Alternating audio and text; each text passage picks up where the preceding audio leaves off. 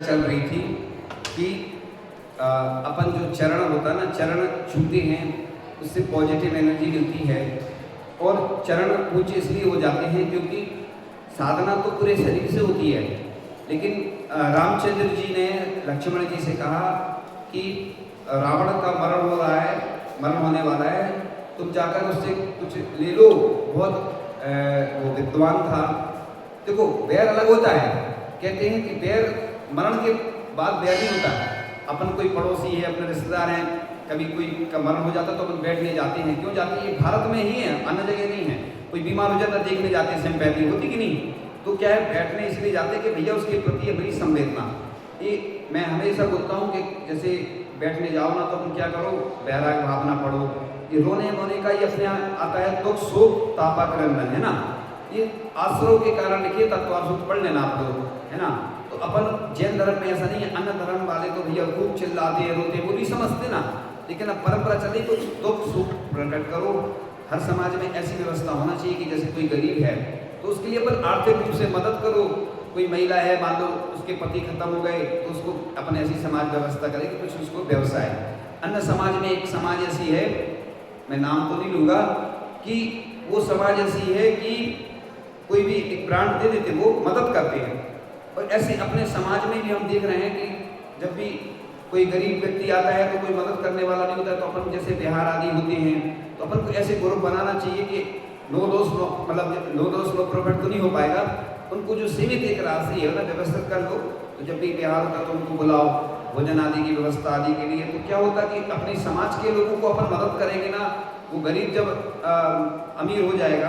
दान चिंतामणि का मैं उदाहरण दे रहा था कि वो एक व्यक्ति लड़का था और वो सोने के आभूषण उसके पास दिए होंगे, उसने पहले मदद की होगी क्योंकि उसकी शादी होना थी। वो जैन लड़का था, वो अतिमब्बे जो महिला हुई ना कर्नाटक की। तो वो व्यक्ति वो सोचती है वही प्रार्थना, भगवान अब मैंने हमेशा दान दिया है, आज मेरे यहाँ से कोई भी आएगा, दान जो आया है व्यक्ति वो खाली जाएगा, मुझे अच्छा नहीं लग रहा है, हे भगवान अब आप जानो। तो वो व्यक्ति आभूषण लेके आ जाता सोने के, जिसको उसने दिए थे। वो चूड़ी वगैरह बेचता था, वो जैन था, तो विवाह होना था उसका। तो वो लेके आ जाता है और वो जो कमेटी वाले कुछ लोग आए थे दान मांगने, उसने फिर वो आभूषण दान दे दिए। उसका नाम इसलिए तो आचार्य जी को बहुत पसंद आया, दान चिंतामणि।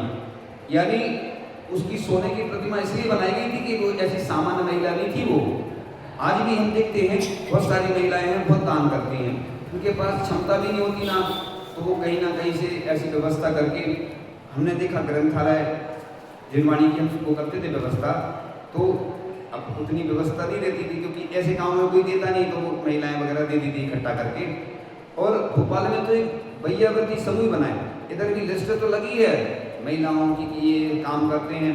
लेकिन अब ये हमारी भावना तो ऐसी प्रतियोगिता होना चाहिए। विश्व पंचमी आई गई है तो जो ग्रंथ का सुधार करे, जैसे कुछ गलतियां हैं उसमें, है ना।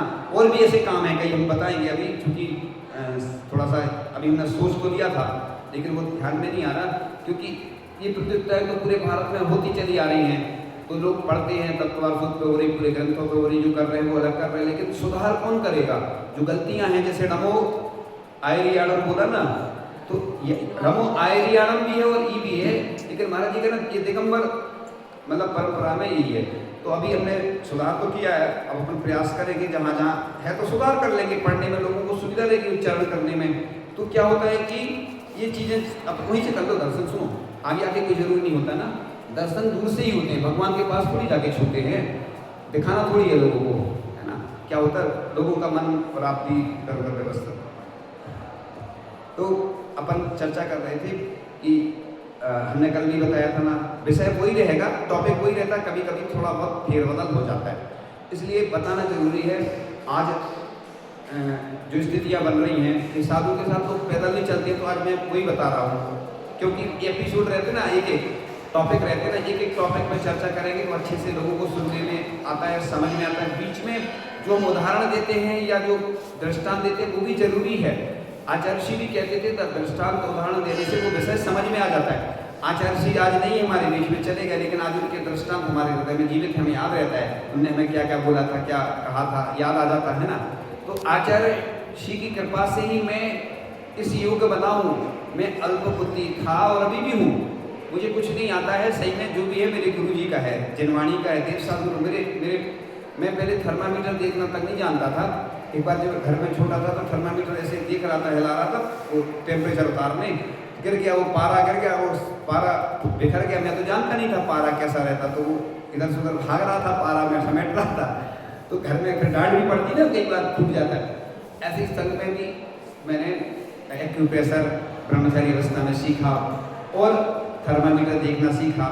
और चिकित्सा भी आचार्य श्री आचार्य भगवान की कृपा से वो हमें बताते थे कि बुखार आ गया तो ये औषधि ले लीजिए। मैं बताऊंगा आप लोगों को समय समय पर, क्योंकि एक दिन में पूरा विषय नहीं दिया जाता है। और आचार्य भगवान महाचिकित्सक थे, महावैद्य थे, क्योंकि इतने सारे साधुओं का वो मार्गदर्शन करते थे, प्रेरणा देते थे और इतने सारे डॉक्टरों से चर्चा करते थे। वो वास्तुविद भी थे और उनके पास सब कुछ था, क्योंकि उनके हाथ में सब कुछ था। अभी मैं योग के बारे में पढ़ रहा था कि जिस योगी को ये चीजें सिद्ध हो जाती है ना, उसके पास जो आता है बैठता है उसको भी आनंद का अनुभव होता है। तो वाकई में गुरु जी का ऐसा चमत्कार था, ऐसा प्रभाव था कि उनके पास आते थे लोग और शांति का अनुभव करते थे। मैं अब देखो संस्मरण अपने आप आ जाता। मैंने सोचा नहीं था, कोई प्लानिंग नहीं थी।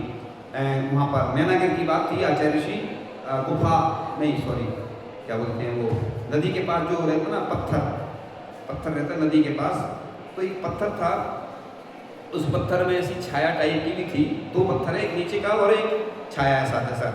एक पत्थर पे वो विराजमान थे और ऊपर से एक वो बनी थी, हाँ, छाया। तो आचार्य ऋषि विराजमान थे और हिरण आया और हिरण का पीछा करते करते एक शिकारी वो था, वो भी आ गया। और उसने देखा कि जो हिरण था वो आचार्य ऋषि के पास नदी पे जो आचार्य ऋषि ध्यान कर रहे थे और वो रुक गया। आचार्य ऋषि को ध्यान में मस्त, उन्हें क्या देख थोड़ी रहा कि कौन है क्या है, तो बस दिख नहीं रहा, वो आवाज हो जाता कई बार संतों की साधना से वो आवाज हो।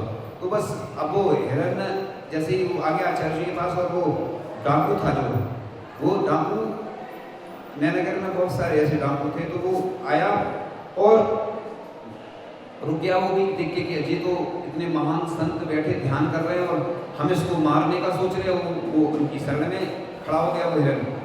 आचार्य जी ने आंखें खोली और उसको फिर समझाया कि इस शिकार वगैरह नहीं करना चाहिए। वो इतना प्रभावित हो गया, धीरे धीरे प्रतिदिन आने लगा और उसने फिर जो सबको परेशान करता छोड़ दिया। उसने एक बार कहा आचार्य जी आप चतुर्मास यही करना। तो आचार्य जी ने बोला कि लोग आएंगे तो तुम परेशान करोगे, लोगों को लूटोगे। तो उसने कहा जो आपका नाम लेगा हम उसको नहीं लूटेंगे।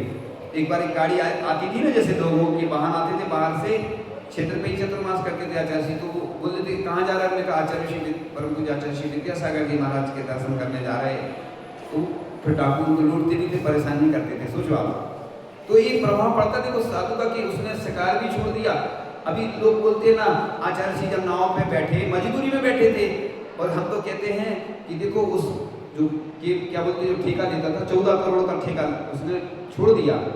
आचार्य जी डोली में भी बैठे तो मजबूरी में बैठे, और फिर देखो आप चलने की स्थिति नहीं थी उनकी। मैंने खुद देखा है 2-2 किलोमीटर पे कुंडलपुर में साथ में चलता था आचार्य जी के, तो 2 किलोमीटर बैठते थे वो, चल हिम्मत ही नहीं थी उनके अंदर।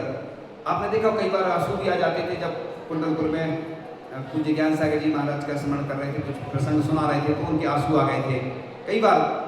इसके पहले मैंने एक साथ बस जब आचार्य बड़े बाबा उठे थे तब देखे थे आचार्य जी की आंखों में आंसू। मैं खुद खड़ा था बगल में, लोग कह रहे थे ऐसा होगा वैसा। जैसे बड़े बाबा उठे तो जैसे बेटी की विदाई होती है ना, ऐसे बड़े बाबा की कृपा से ही आचार्य जी की ऊंचाइयों पर पहुंचे हैं। एक पाटनी जी है, अशोक पाटनी जी भी सुनते हैं कि बड़े बाबा के प्रति उनका बहुत लगाव है, वो भी सुनते हैं कि वो बताते हैं ऐसा। और पूज्य ज्ञान सागर जी का, पूज्य आचार्य श्री का बड़ा बरदस्त है। तो वो आचार्य श्री को बड़ा बनाने में बड़े बाबा का हाथ है पूरा, क्योंकि जब वो गए दर्शन किए उनको बहुत पसंद आई वो प्रतिमा, और दर्शन करके उन्हीं के हो गए आचार्य श्री। और फिर 5 चतुर्मास किए इतने सारे, और आखिरी समय भी जब पंचकर्मा किया, क्योंकि उधर व्यवस्थाएं भी हो जाती थी। पूरे संघ इतना बड़ा संघ था कि श्रावक आते थे तो रोज हमारे पास आते, महाराज जी हमें व्यवस्था नहीं मिल रही है। तो हम फिर कमेटी को बुलाते थे, भैया इनका मतलब आचार्य जी जहाँ चातुर्मास करते थे वहाँ पे तो क्या क्या नहीं होता था, मैं यहाँ से बताना नहीं चाहता हूँ, सबको मालूम है। यानी स्थिति बिहार में, आहार में, हर चीज़ में ऐसी स्थितियाँ बन जाती थी कि मुश्किल हो जाता था। जहाँ बैठते थे, जहाँ शयन करते थे, जहाँ आहार करते थे, तो इतनी सारी स्थितियाँ ऐसी हो जाती थी। तो मैं बता रहा था कि पैदल चलने से मैंने बताया था कि मानसिक संतुलन ठीक रहता है, नींद भी अच्छी आती है, शुगर भी कंट्रोल होती है। कई लोग क्या है, साधु संतों के साथ थोड़ा सा पैदल चलेंगे। पूरे देश की स्थिति है कि महिला मंडल क्या करता है, जब बिहार होता है ना, तो सुना है आंगन और सुना ये मन, गुरुए ना जाओ यह कहती है धड़कन, मुझे छोड़ के जाओगे हम सबको रुलाओगे, यादों के मीठे पल हरदम याद आएंगे, प्यारी गुरुवाणी है सदा ही सुहानी है। ये भजन गाते हैं लोग, भजन गाने से कुछ होने वाला नहीं है। महिला मंडल बस क्योंकि उनकी क्षमता नहीं रहती, उनकी कैपेसिटी रहती, बस थोड़ी दूर चलती हैं तो छोड़ के नमोस्तु महाराज जी परिक्रमा लगाएंगी 3 और बस, फिर बस देखेंगी नहीं कभी। फिर लोग बोलते हैं महाराज जी हम आएंगे, अब हम कैसे रहेंगे महाराज जी। मैं इसलिए बता रहा हूँ, ये यहाँ की स्थिति नहीं बता रहा हूँ, पूरे देश में ऐसे ही होता है। जो ये चीज़ें कोई बताएगा नहीं, मैं इसलिए बता रहा हूँ कि वास्तविकता है ये। इसलिए मैं हमेशा बोलता हूँ बेचारे लोग भोजन जिनको करना होता है शाम को, तो अंधेरा हो जाता है, कई बार बाजार में खाते हैं, कई बार कई होटल में तो मांसाहारी भोजन मिलता है और उनको स्थिति ऐसी रहती है कि भोजन नहीं मिलता तो बेचारे आगे से जाएंगे नहीं। इसलिए मैं सुबह अभिषेक करवा रहा था, अभी शांति रहा, तो मैंने एक छोटे बच्चे को देखा, मैंने कहा देखो यही जिन शासन की प्रभावना करेगा 18,000 वर्ष तक, जब तक हमारा जिन धर्म चलेगा। क्योंकि तिल्लोर प्रणति ग्रंथ में लिखा है कि मुनि आरिका श्रावक श्राविका रहेंगे। जब हम कुंडलपुर में थे, स्वाध्याय कर रहे थे, अभी तक याद है, तो अंतिम समय तक वो रहेंगे। इसलिए अपन को ऐसा विकल्प नहीं करना, आज जो स्थितियां बन रही है आगे और खराब होना है। अब सिर्फ प्रदर्शन ज्यादा रहेगा, आप देख लेना, ऐसे ही संतों की भीड़ में और लोगों को आनंद उसी में आएगा, सिंपल में आनंद नहीं आएगा। ये आगे से अभी आप लिख लो, ऐसे ही होना है आगे, प्रदर्शन ज्यादा दिखेगा। अब आप चाहे अभिषेक करवाओ, चाहे शांति धारा करो। इसलिए मैं भी जमाने के हिसाब से चलना चाहता हूँ और करता हूँ, क्योंकि नहीं तो जैसे 16 का भोजन किसी को पसंद नहीं आता, तड़क भड़क वाला अच्छा लगता है। सही बताओ कौन सा अच्छा लगता है? सिंपल। हाँ, वो हमें मालूम है। सुनो, एक आध व्यक्ति की बात अलग है, सुनो हमें मालूम है। कई लोग आते हैं, अभी हम यहाँ से चूंकि नहीं बताना, ये मंच की बात गरिमा रहती है, मंच में लंच की बात नहीं करते हम तो इसलिए मैं जानता हूँ, मैं भी आप जैसा ही था, मुझे सब मालूम है किसको क्या पसंद है, सब जानता हूँ। मुझे भी बहुत पसंद थी फिल्में, मैं रात भर जाता था देखने को। सोचो मैं छोटा था जब, और टीवी सीरियल में काम भी करता था और शूटिंग चलती थी। मैं अभी बता नहीं रहा हूँ उसका विषय, चूँकि वो विषय अच्छा नहीं है, तो आप लोग पूछने लगते हैं, हमसे नहीं पूछना, क्योंकि जो छोड़ चुके। कई लोग बोलते महाराज जी आप कहाँ गए हो, तो भैया परिचय आजकल सर्च कर लो, AI का जमाना है तो सब मिल जाएगा, लेकिन AI का भरोसा नहीं करना। AI कहीं भी भटका देता है, इसलिए तुम AI के जमाने के साथ चल रहा। लेकिन नकल प्लस अकल = सफल। नकल में भी अकल लगाना, कई लोग नकल करते अकल नहीं लगाते, फेल हो जाते। तुम नकल भी करो तो अकल से करना। AI की मदद तो लेना, AI हेल्पिंग क्या बोलते हैं टूल्स है, मतलब हेल्प मदद तो करता है, लेकिन कई बार भटका देता। एक बार किसी ने आचार्य श्री का परिचय निकाला तो उसमें बता दिया कि वो आचार्य श्री दूसरे संप्रदाय के थे। आप हम दिखा देंगे, रखा होगा परिचय। हाँ, इसीलिए अपन को तो मालूम है कि भैया आचार्य श्री का क्या है, लेकिन अन्य जगह से बोल लेता है। वो तो क्या है, AI मतलब इकट्ठा करता है। वो AI सुनो कृत्रिम दिमाग है, मतलब जैसे अपना दिमाग चलता है ना, अपना दिमाग सीमित है, ऐसी वो क्या करता है, जैसे आपने कोई चीज़ मांगी ना तो वो कहीं से भी लाके दे देगा। जैसे आप आज कौन सी कंपनी आती है ना, वो फास्ट फूड वाली जो भोजन लाती है, तो हाँ, अब हम नाम नहीं लेते किसी का, क्योंकि हमने बताया था ना। सुनो सबको मालूम है, नाम क्यों ले, इतना ही सारा काफ़ी रहता। हम तो इसलिए बता रहे हैं कि जो कंपनियां जो फास्ट फूड वगैरह या जो भोजन सप्लाई करती हैं, वो नॉन वेज और वेज एक साथ लाती हैं। मैं कई बार बोल चुका हूँ इस बारे में, आज फिर बता रहा हूँ, क्योंकि पूरे देश और दुनिया तक बात पहुँचती है, सुनते हैं लोग, इसलिए बता रहा हूँ कि आप लोग जो ट्रेन में भोजन करते हो वो मांसाहारी भोजन करते हो, क्योंकि वो पेंट्री कार में जो भोजन बनता है। एक बार मैं गृहस्थ अवस्था में भोजन करने गया, अभी की नहीं बता रहा हूँ, स्टेशन पे, तो एक जगह लिखा था नॉन वेज और वेज, तो मैंने नॉन वेज वाले में एंट्रेंस प्रेफरेंस नहीं करके मैंने वेज में देखा, तो हॉल तो एक ही था। अब आप लोग इधर तो बड़ा 16 दिखाते हो, मैं तो कहता हूँ 16 कम कर लेना। हम लोगों को आचार्य श्री ने बताया था 2 चूल्हे नहीं करना। एक महाराज जी ने सुनाया था, मतलब हम तो जब उस समय बाद में आए थे, जब हमारी ड्रेस चेंज हुई, तो चूल्हे का मतलब आचार्य जी कहते जो घर में बन रहा कोई भोजन करो, बाद में तो चूल्हे का मिलेगा, अब तो मिलता ही है, मुनि बन गए। कई जगह लोग बोरिंग के पानी का इस्तेमाल करते हैं, इसलिए आपको सफर कर रहे हैं। देखो जो साधु कुएं का पानी लेते हैं, आपको ईमानदारी से काम करना चाहिए और स्पष्टता से देखना चाहिए। कई संतों में ऐसी शिकायत मिली, एक बार मैं पूरी घटना नहीं सुना रहा हूँ, रात की बात थी, मैं उठा एकदम, लोग कहते महाराज जी आप तो कैसे देख लेते, तो हम देखे तो हैंडपंप चला रहा था एक व्यक्ति, देखा तो मतलब कुएं के पानी हैंडपंप का पानी भरता, फिर डांटा उसको हमने। मैं बहुत इन चीज़ों में देखो क्रियाओं में इसलिए सावधान रहता हूँ। मेरे गुरु जी ने अंतिम श्वास तक अपने चर्या का, चारित्र का निर्दोष पालन किया। आज जय जयकार इसलिए उनकी होती पूरे देश दुनिया में। देखो जैन अजैन सब उनकी जय जयकार करते हैं, क्योंकि उन्होंने काम ऐसे किए हैं, उनने मतलब कभी भी शिष्टाचार हम लोगों को ना सिखाया। देखो मैं एक चीज़ बहुत अच्छी बता रहा हूँ, साधुओं के अंदर तुम्हें कोई अगर गलती दिखती है तो उन्हें अकेले में जाके पूछो कि महाराज जी तरीके से पूछ लो। देखो इस स्थितिकरण उपकरण अंग इसलिए रखा है कि देखो आप अब कोई साधु मान लो लेटे हैं, अब लेटे मान लो स्वास्थ्य खराब है, अब आप जाओगे अरे महाराज जी लेटे, भैया तुम जब बीमार होंगे बुखार आएगा तो क्या लेटेंगे नहीं महाराज जी, इसलिए दरवाजे लगा लेते। लोगों को लगता है कि दरवाजे लगा लिए, तो भैया साधु की चर्या ऐसी होती है, कई क्रियाएं ऐसी करनी पड़ती है ना। अब कई बार साधु अस्वस्थ होते, आहार अकेले में क्यों करवाए जाते, क्योंकि उस समय कई स्थितियां ऐसी बनती हैं, लोग देखते हैं, तो भैया अप्रभावना ना हो। इसलिए हमारे गुरु जी ने अंतिम समय तक चर्या का पालन किया। कुछ पॉइंट और लेकर के आज विषय को ब्रेक कर देंगे। आगे बहुत अच्छे अच्छे विषय आने वाले हैं, पूरे देश और दुनिया के लोग सुनते हैं, आप भी साथ में सुनोगे तो आनंद आएगा। मैं वही चीजें बता रहा हूँ जो धर्म से संबंधित हैं, इसलिए अपने ऐसे अपनी बालिकाओं को माता जी के साथ बिहार में भेजो, बालकों को भेजो, अच्छे से भेजो।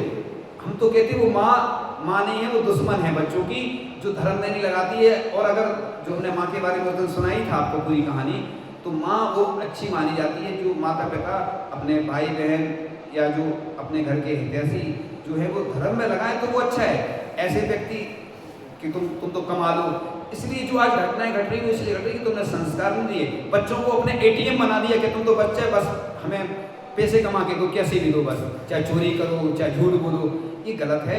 आप बच्चों को अच्छे संस्कार दोगे, रिटर्न में मिलेंगे। मैं कहता हूँ बच्चा आपका आज्ञाकारी हो। आज भी कई ऐसे परिवार है ना कि वो कहती है माँ कि हमने अपने बच्चों को अच्छे संस्कार दिए, तो रिटर्न में वो बच्चे बहू हमारे अच्छे हैं, बोलते कि नहीं, नाम तो नहीं, आप समझ जाओगे, है ना। तो उनकी माँ बहुत बता रही थी, है ना, हाँ समझ जाओ, किसी का एक व्यक्ति का नाम ले रहे हैं ना, वो समझ जाओ, सबको मालूम है वो तो ये संस्कार ही तो देखो कितने अच्छे संस्कार है कि मतलब पिता और पुत्र दोनों सुनने आते हैं माँ के। ये ऐसे संस्कार दो अपने बच्चों। तुम टीवी के मोबाइल के ऐसे खराब संस्कार दोगे, कभी बच्चे अच्छे नहीं बनेंगे। इस बारे में आगे चर्चा करेंगे, बताएंगे, बहुत अच्छे अच्छे विषय हैं। आज बता रहे थे तो चिड़चिड़ापन कम होता है, पैदल चलने की बता रहा हूँ मैं। सुनो इधर, अरे इधर देख लो बस, हाँ वो टाइम तो हो गया, मैं मालूम है, हम तो पूर्ण करने ही वाले हैं और अच्छी चीज़ देने वाले हैं, बहुत अच्छी गिफ्ट देने वाले हैं, दुनिया की सबसे अच्छी गिफ्ट। तो मोटापा नियंत्रित रहता है, फेफड़े मजबूत होते हैं। ये पैदल हम चलते इसलिए बता रहे हैं, आप लोग नहीं बता सकते ये चीज़, आप लोग चलते ही नहीं हो, क्योंकि थोड़ा सा कहीं जाना गाड़ी चलाई। अब आज आगे चल के साधुओं के साथ कौन बिहार कराएगा, इतनी सारी घटनाएं चल रही हैं। अभी श्वेतांबर 2-3 साधु घटनाएं घटी, द्वारिकाएँ चलेगी, इससे पहले चले गए, आगे चल के बहुत, तो भैया साथ में चलोगे कुछ नहीं होता, साइड में थोड़ा सा चलो, मिट्टी पे चलो ना, नीचे कई जगह मिट्टी मिलती है ना, तो हम लोग मिट्टी पे चलते हैं बिहार में ऐसा। और मैं तो सुनो एक मिनट, 1 किलोमीटर चलो आप, 2 किलोमीटर, ये टेंशन क्यों लेते हो। आज से सुधार करो, पूरे देश के लिए बोल रहा हूँ कि अपन ऐसी मेंटेलिटी बनाओ कि साथ में मतलब जितना चल सको उतना चलो, और वृद्धों को नहीं चलाओ, युवा चलो ना, नई महिलाएं नई बालिकाएं वो माता जी के साथ चले, पुरुषों और युवाओं को। हम घाटोल में जब घाटोल से इंदौर से घाटोल राजस्थान जा रहे थे, तो वहाँ के रोज लोग लड़के आते थे, चले जाते थे, रोज ड्यूटी रहती थी नए नए लोगों की। 500 घर की समाज उधर, अच्छा उधर का युवा मंडल जो है नवयुवक सभा, महिला मंडल को भी बराबर महत्व देते। जैसे यहाँ पे मंत्राणी बनती ना, हमें मालूम नहीं था रहस्य, जब मालूम चला तो क्या होता है ना, बालिका मंडल महिला मंडल सबको अपन को जोड़ के चल रहा है, तभी काम होंगे। सिर्फ एक जो व्यक्ति पद में बैठा है वही उसकी जिम्मेवारी नहीं है। मैं तो कहता हूँ हर मंदिर में द्रव्य भी होता है, तो उसको भी कमेटी में लेना चाहिए अपन को, क्योंकि वो सुबह से आके मेहनत कर रहा है, उसको कुछ मिलता नहीं है, वो सुना और देते लोग। अब इस बारे में हम आगे बताएंगे। अभी मैं सिर्फ बीच बीच में जो बात आ जाती है, जैसे टीवी में ऐड आ जाते हैं ना, बीच में ऐसी कोई बात आ जाती है तो मैं सुना देता हूँ। हाँ सुनो, तो टीवी में ऐड आते तो हाँ नॉलेज नहीं, अभी चूँकि हमारे पास समय उतना ही है ना, और समय उतना ही रहता है ना, हमारे पास जो टाइम मिलता है ना सुनाने का वही टाइम है, तो इसलिए भोजन पचता है, हार्ट सही कार्य करता है, गैस नहीं बनती, थकान दूर होती है, खून शुद्ध होता है, बुद्धि तेज होती है, हड्डियां मजबूत होती है, आत्मविश्वास बढ़ता है। और मैं तो कल भी बता रहा था कि जब भी पैदल चलो ना तो मंदिर जाओ अपने एक दूसरे, और मंदिर नहीं है तो कहीं ऐसी जगह जाओ।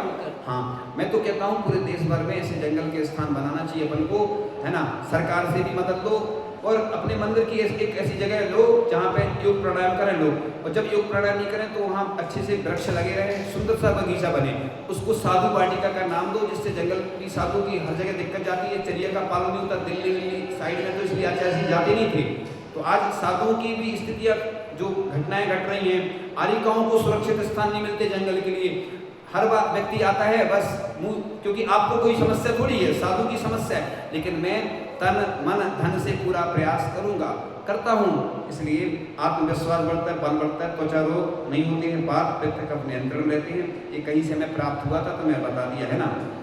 तो 300 कदम पैदल चलने से रोग आदि नहीं होते हैं, आयु भी बढ़ती है, इसलिए साधु स्थल तो चलते एक्यूप्रेशर भी हो जाता है। अब इतनी ही बात कह के थोड़ा सा भजन की स्तुति करके फिर बात आगे करेंगे।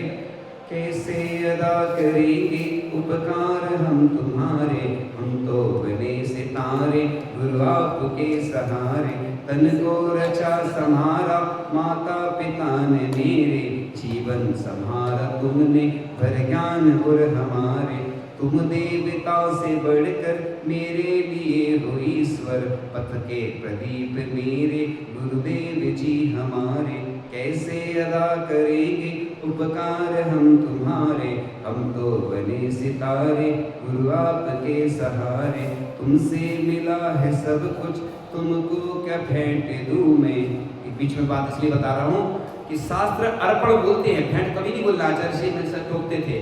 भेंट वाले जनवाणी जो होती ना वो भेंट नहीं की जाती, वो अर्पण शास्त्र दान किया जाता। 4 दान होते ना, उसमें कौन सा दान होता है? शास्त्र दान, दान बोलते हैं उसको, है ना। इसलिए अपन सुधार कर लेना पूरे देश के लिए। एक बात इसलिए बोल रहा हूँ, मैं हमेशा जो भी गलतियाँ होती हैं उन पर सुधारने का खुद भी प्रयास करता हूँ और दूसरों को बताता भी, जिससे लोग सुधार सकें। सूरज के आगे जुगनू की बात क्या करूं मैं, जीवन सजाने वाले बस इतनी आरज़ू है, नजरे न मोड़ लेना दर से कभी हमारे। कैसे अदा करेंगे उपकार हम तुम्हारे, हम तो बने सितारे गुरु आपके सहारे।